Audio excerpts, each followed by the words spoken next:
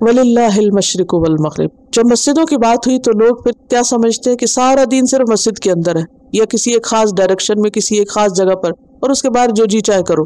تو کیا فرمایا؟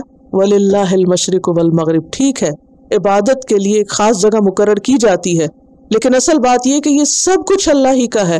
صرف مسجد اللہ کا گھر نہیں، جو کچھ بھی ہے مشرق اور مغرب کے بیچ میں سب اللہ کا. وَلِلَّهِ، للہ جانی خبر ہے، اور خبر پہلے لائی گئی ہے تاکید کے لیے. اللہ ہی کے لیے ہے، کسی اور کا نہیں ہے. وہی اصل مالک ہے. کس کا؟ مشرق اور مغرب کا، ایک کنارے کا اور دوسرے کا. جب کوئی کسی چیز کے کناروں کا مالک ہو گیا تو آٹومیٹیکلی جو اس کے بیچ میں آتا ہے وہ سب اس کا ہو گیا. اور کسی بھی چیز کے دو اینڈز ہوتے ہیں. فَأَيْنَمَا تُوَلُّوا، تو جہاں بھی تم منہ موڑو گے، جدھر بھی توجہ کرو گے، فَثَمَّ وَجْهُ اللَّهِ، وہی ہے اللہ کی ذات، وہی اللہ کو پاؤ گے. جہاں جاؤ گے اللہ کو پاؤ گے. مشرق میں جاؤ، کسی ویسٹرن کنٹری میں جاؤ یا کسی ایسٹرن کنٹری میں جاؤ، دنیا کے ایک کونے میں ٹریول کرو یا دوسرے میں کرو، ہر جگہ خدا کی ذات موجود ہے.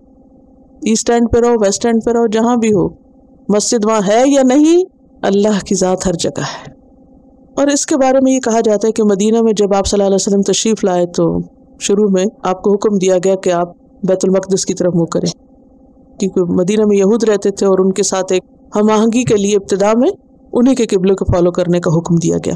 پھر کچھ عرصے کے بعد آپ کا قبلہ بدل دیا گیا. اس پر یہود جو تھے وہ ناراض ہو گئے اور آپ کی نبوت پہ شک کرنے لگے. مانتے تو خیر پہلے بھی نہیں تھے، لیکن معاملات اور خراب ہوئے. تو اس پر کیا کہا گیا؟ وَلِلَّهِ الْمَشْرِقُ وَالْمَغْرِبُ. ساری جہتیں، یعنی پہلا ترجمہ میں نے وجہ کا کیا کیا؟ اللہ کی ذات. اور دوسرا کیا کیا؟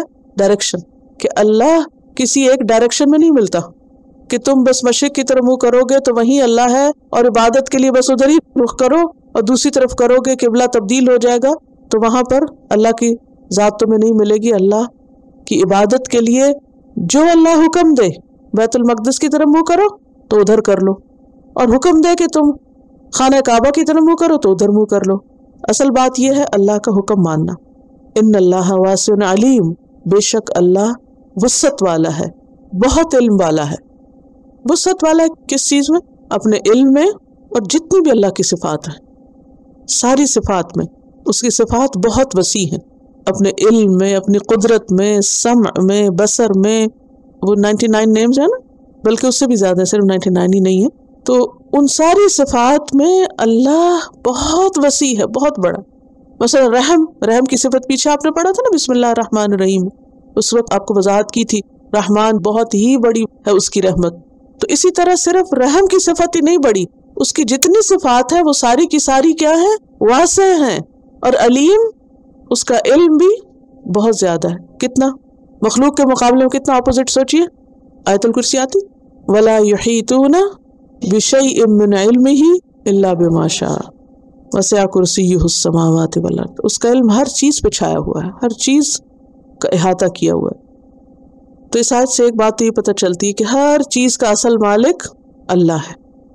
دوسری بات یہ کہ انسان اگر اپنی کوشش کر کے قبلے کا تعین کر لیتا، بعض اوقات ایسا تھا نا، آپ کسی ایسی جگہ جاتے ہیں جہاں آپ کے پاس کمپس بھی نہیں، آپ کو پتہ نہیں چلتا ادھر قبلہ یا ادھر ہے. کبھی مال میں آپ کو نماز پڑھنی پڑے یا کہیں پکنک میں کسی پارک میں گئے ہوئے تو آپ نے سوچا کہ سورج کے اندازے سے پڑھنے، اور سورج میں بادل آ گئے. اب آپ کو نہیں سمجھ آ رہی کہ قبلہ کدھر ہے، اور آپ کو یاد بھی نہیں رہا سورج جدھر سے نکلا تھا یہ ادھر. اب آپ اپنے اندازے کے مطابق پوری کوشش کر کے جو آس پاس لوگ ہیں پوچھ کے ایک تعین میں نماز شروع کرتے ہیں، تو بھلے آپ غلط ڈائریکشن پر ہی کیوں نہ ہو، آپ کی نماز ہو جاتی. کوشش شرط ہے، لیکن فَأَيْنَمَا تُوَلُّوا فَثَمَّ وَجْهُ اللَّهِ. لیکن اس کا یہ مطلب ہرگز نہیں کہ آپ قبلے کا دھیان ہی نہ کریں اور جدھر مرضی، اور آپ یہ آج صرف اتنی پکڑ لیں جدھر بھی منہ کرو اللہ ہے، لہٰذا آج گھر کی سیٹنگ جو ہے میں یوں بدلنے لگی ہوں تو ادھر رخ کرنا مشکل ہے تو ادھر بھی ہو جائے گی نماز. نہیں، ایسے نہیں ہے. اور پھر ایک اور اہم بات یہ کہ اللہ کا علم بہت وسیع، ہر چیز جانتا ہے. دیکھیے ہمارا علم کیا ہے؟ بس ظاہری چیزوں کا، معمولی. لیکن اللہ، ان اللہ لا يخفى علیہ شیء فی الارض ولا فی السماء. اللہ پہ آسمان اور زمین کی کوئی چیز چھپی ہوئی نہیں. عالم الغیب والشہادہ، حتیٰ کہ یعلم خائنۃ الاعین، نگاہ کی خیانت جانتا ہے. وما تخفی الصدور، جو دل چھپائے وہ بھی جانتا ہے. وَلَقَدْ خَلَقْنَا الْإِنسَانَ وَنَعْلَمُ مَا تُوَسْوِسُ بِهِ نَفْسُهُ. ہم نے انسان کو پیدا کیا اور اس کے دل میں جو خیال اٹھتے ان کو بھی ہم جانتے ہیں. کسی اور کا علم ایسا ہے کہ وہ کسی کے دل میں اٹھنے والے خیال کو جانے؟ نہیں، صرف اللہ ہی جانتا ہے۔ تو یہ ہے اس کے علم کی وسعت